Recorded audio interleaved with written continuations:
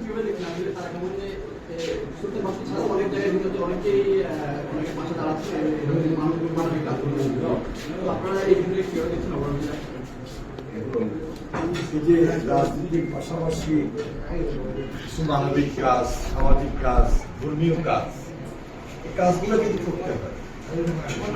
এবং এটা একটা নেতার চিন্তা ভাবনা তার দৃষ্টিতে যখন আসে অথবা তার ওই চিন্তা ভাবনার থেকেই এই কাজগুলো সম্পন্ন হয়। আমাদের ভারপ্রাপ্ত চেয়ারম্যান জনাব তারেক রহমান তিনি এই যে রাজনীতির পাশাপাশি